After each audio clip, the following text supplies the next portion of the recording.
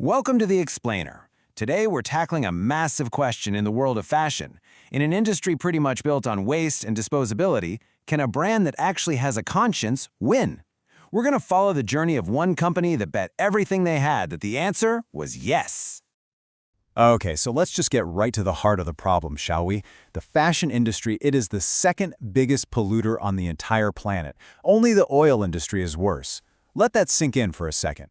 Now that is a terrifying fact, but it also, well, it opens the door for anyone brave enough to try and do things a whole lot differently.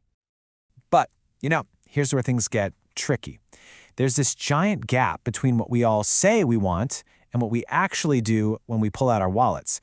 We talk a big game about sustainability, but our shopping carts, they often tell a very different story. And that gap, that's the canyon every single ethical brand has to figure out how to jump across. So that brings us to the million-dollar question, right? In a world like this, how can a sustainable brand even hope to succeed? Well, let's look at the story of one company that took a huge leap of faith to try and find an answer. And that's where we meet our main characters, if you will. Pancho DAngelo and the renowned designer Sitka Semsch. They're a husband and wife team, and they already had decades of experience under their belts. But what they were about to do, it was a whole new level of ambition. So picture this, Pancho has spent 32 years. That's 3 decades in the super stable, kind of predictable world of corporate supply chains. And then he does something kind of crazy. He walks away from all of it. Why?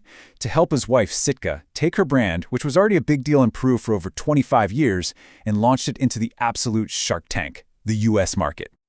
Okay, so first things first. They've landed in America, but nobody knows who they are. Their first challenge is a classic startup problem. Where do you even set up shop? How do you find a physical home for a brand that is, for all intents and purposes, completely invisible? And their approach to this? It wasn't about fancy algorithms or expensive market research. Nope. It was pure, old-school, boots-on-the-ground observation. I mean, Sitka literally stood in different malls with a little hand counter, just clicking every single time she saw someone who looked like her ideal customer walk by.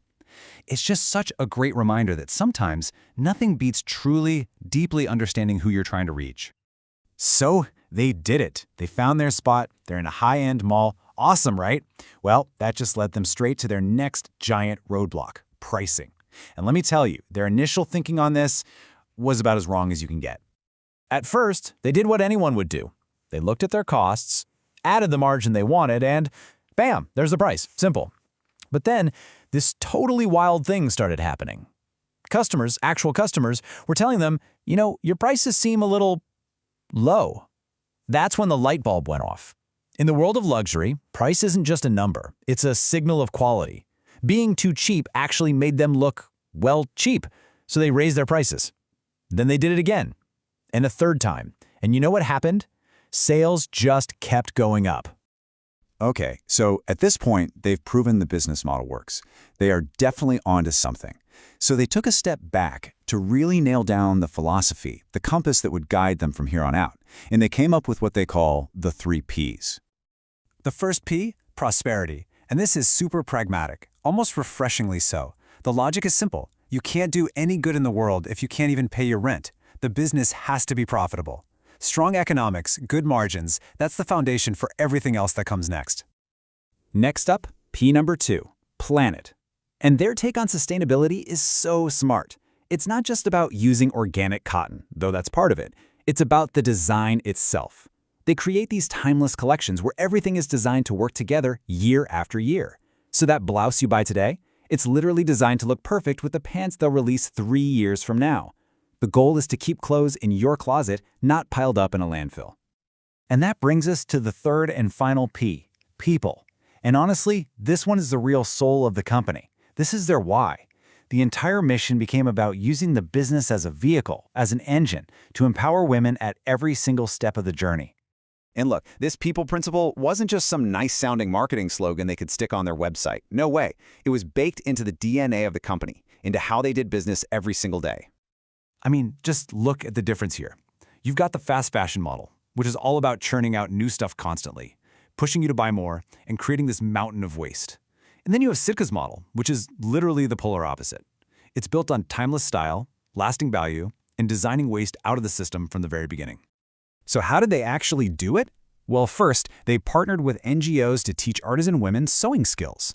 Then, and this is the crucial part, the company actually buys the products those women create, giving them a real market.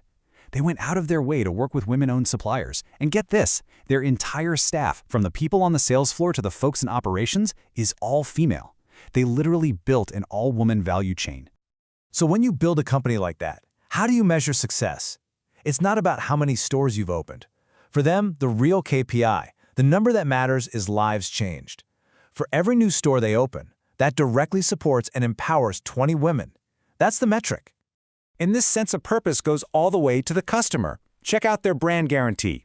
It's not, we guarantee this won't fall apart. It's this, you buy a Sitka product, you'll get at least 3 compliments. If not, we'll give you your money back.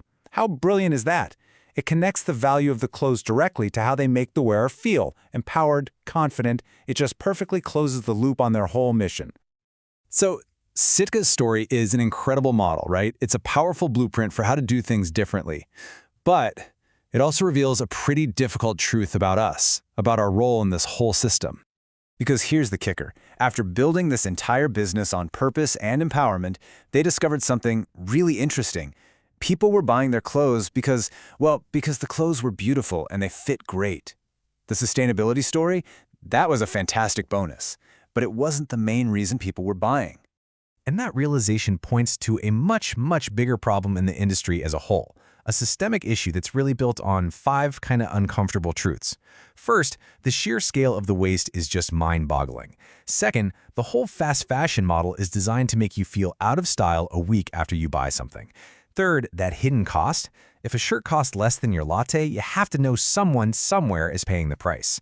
Fourth, our own demand for instant free everything just fuels waste and inefficiency. And finally, number 5, changing the whole system is just really, really hard. And all of that leaves us with one final, very pointed question. If that price tag on your shirt doesn't reflect its true cost, then who really pays for it? And that's a question that takes this whole discussion away from the industry and puts it right back in our own closets. Thanks for watching.